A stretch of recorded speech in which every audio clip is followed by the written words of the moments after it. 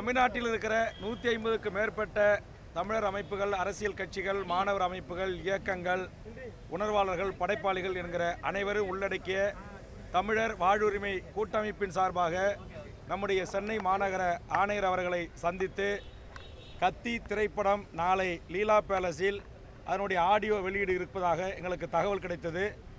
ஏற்கனவே எங்களுடைய வேண்டுகோளை முன்வைத்திருக்கிறோம் அந்த திரைப்பட நிறுவனத்திற்கும், அதனுடைய நடிகர்களுக்கும், தயாரிப்பாளர்களுக்கும். அதையும் மீறி திட்டமிட்டபடி அந்த ஆடியோ வெளியீடு நடைபெறும் என்று இன்றைக்கு பத்திரிகைகளிலும் ஊடகங்களிலும் செய்தி பார்த்தோம்.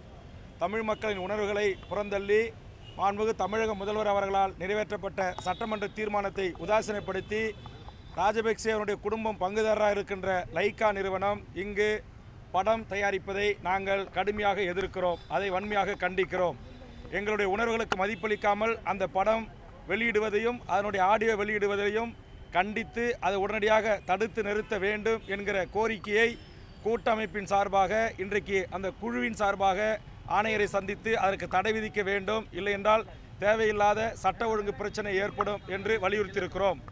ஆணையர் அவர்களும் எங்களுடைய அனைத்து கோரிக்கைகளையும் ஒவ்வொன்றாக கேட்டு தெரிந்து கொண்டு கண்டிப்பாக நான் இதன் மீது உரிய நடவடிக்கை எடுக்கிறேன் என்று உத்தரவாதம் தந்திருக்கிறார்கள். மேலும் மாண்புமிகு தமிழக முதலமைச்சர் அவர்களுக்கும் இதை குறித்து எங்களுடைய கவனத்தை எடுத்து செல்ல இருக்கிறோம். தமிழக சட்டமன்ற தீர்மானத்தை நடைமுறைப்படுத்த வேண்டும். இங்கே அந்நிய நாட்டினுடைய, அதாவது குறிப்பாக இலங்கையினுடைய எந்த ஒரு அந்நிய முதலீடும் இங்கு கூடாது என்பது சட்டமன்ற தீர்மானத்துடைய அம்சம்.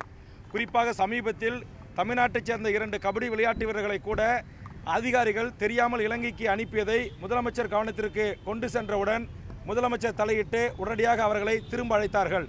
12 வயதுக்குட்பட்ட விளையாட்டு வீரர்களை கூட இலங்கைக்கு சென்று பேசுவதற்கு மாண்புமிகு முதலமைச்சர் அனுமதிக்கவில்லை.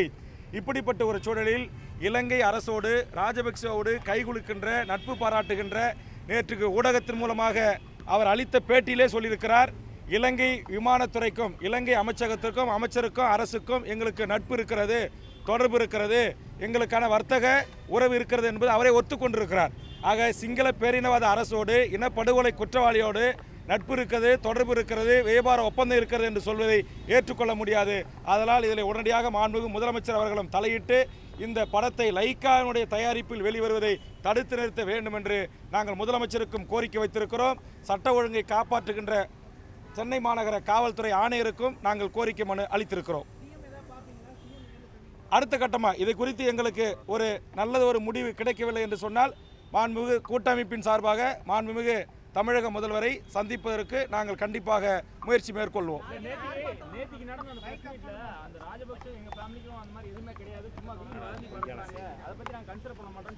இல்லை, அது நீங்கள் சொன்ன அந்த ஒரு வார்த்தை நீங்கள் சொன்னதையும் கேட்டேன். அதுக்கு பிறகு என்ன சொல்லுங்க, நீங்கள் கேட்குற வளைச்சி பத்திரிகையாளர் கேட்குற கேள்வியிலே ஆமாம் இலங்கை அரசோடு எங்களுக்கு வர்த்தக உறவு இருக்குது, எங்களுடைய லைக்கா ஃப்ளேவோட இலங்கை அரசுடைய விமான தொடர்பு இருக்குன்னு அவரே ஒத்துக்கிட்டார். ஆக அதிலே அவர் உங்களையே ஏமாத்திருக்காரு, உங்ககிட்டே அவர் பொய் சொல்லியிருக்காரு என்பது உண்மை.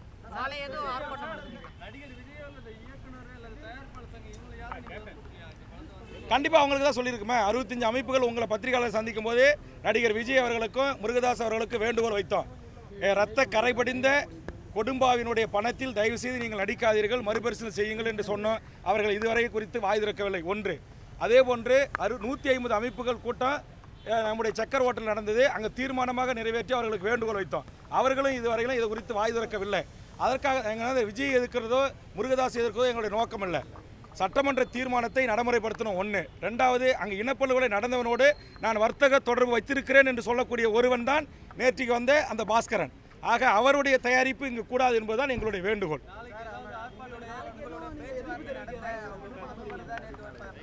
அது முழுக்க பத்திரிகையாளர்கிட்ட நீங்கள் கேட்ட கேள்விக்கு பதில் சொல்லுகின்றதுக்காக முழுக்க பொய்யாக பேசியிருக்கிறார்.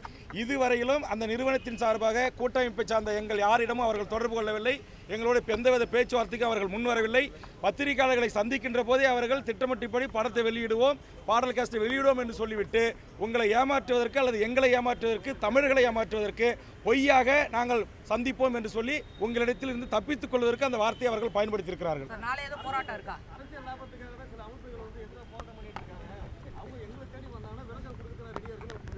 இதில் என்ன இப்போ என்ன உள்ளாட்சி தேர்தல் நடக்குதா, மாநாட்சி என்ன சட்டமன்ற தேர்தல் நடக்குதா, எம்பிஎல்எஸ் தேர்தல் நடக்குதா? இதில் அரசியல் கட்சிகள் குறைவு தான். அரசியல் கட்சிகள் என்பது குறிப்பிட்ட சில கட்சிகள் மட்டும்தான். ஆனால் 125க்கு மேற்பட்ட தமிழர் அமைப்புகள் எந்தவித பிரதிபலனும் இல்லாமல் மாணவர் அமைப்புகள் அவர்கள் அரசியல் கட்சியில் தமிழ் சமூகத்தினுடைய உரிமைக்காகவும் தமிழுடைய உரிமைகளுக்காகவும் அங்கே நடந்த இனப்படுகொலையை தண்டிப்பதற்கு அதற்குரிய தண்டனையை பெற்றுத் தருவதற்காக மனித உரிமை அமைப்புகளும் மனித உரிமை ஆர்வலர்களும் ஒட்டுமொத்த தமிழ் சமூகத்தினுடைய பிரதிகளாக ஒன்று கூடி தான் நாங்கள் இந்த உணர்வை வெளிப்படுத்தியிருக்கிறோம். இதில் என்ன அரசியல் வரப்போகுது? லைக்காவை எதிர்த்து எங்களுக்கு யார் ஓட்டு போட போகிறோம் சொல்லுங்கள். இப்போ என்னங்க நாங்கள் கூட்டமைப்பு சார்பாக தேர்தலில் நிற்கிறோம். முழுக்க அயோக்கியத்தனமான மோசமான பயன்படுத்தக்கூடாத வார்த்தைகளை பேசியிருக்கிறாரு. இந்த 150 அமைப்புகளும் விளம்பரத்திற்காகத்தான் இவர்கள் இதை செய்கிறாங்கன்னு சொல்லியிருக்காரு. அதையும் நாங்கள் வன்மையாக கண்டிக்கிறோம். இங்கே இருக்கிற அனைத்து கட்சிகளும் அரசியல் கட்சிகளும் ஏற்கனவே தமிழ்நாட்டு மக்களுக்கு தெரிஞ்ச கட்சி தான். இல்லை இங்கே இருக்கிற எந்த ஊடக நண்பர்களுக்கும் இங்கே இருக்கிற எங்களை யாரையும் தெரியாதா? இல்லை தமிழர் அமைப்புகள் இதற்காக போராடுகிற பெரியார் திராவிட கழகத்தை தெரியாதா? தந்தை பெரியார் திராவிட கழகத்தை தெரியாதா? மே 17 இயக்கத்தை தெரியாதா? வீரலட்சுமி தெரியாதா? தமுமுகவை தெரியாதா? மனிதநேய மக்கள் கட்சி தெரியாதா? எந்த பாப்புலர் ஃப்ரண்ட் ஆஃப் இந்தியாவை தெரியாதா? யாரை தெரியாது? அவன் சொல்கிறான் முட்டாள்தனமான்ற அதையும் அதை நாங்கள் கடுமையாக நாங்கள் எதிர்க்கிறோம், கண்டிக்கிறோம்.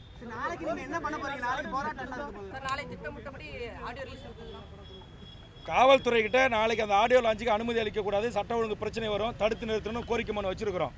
ஒருவேளை மீறி அவர்கள் அதை வெளியிடுவார்கள் என்று சொன்னார், இங்கே இந்த குழுவின் சார்பாக கூடி பேசி நாளை இன்னும் இருக்கிற இதில் இன்னைக்கு வராத தலைவர்கள்கிட்டையும் பேசி ஒப்புதலை பெற்று மிகப்பெரிய போராட்டத்தை அறிவிப்போம் என்பதை தெரிவித்துக் கொள்கிறேன்.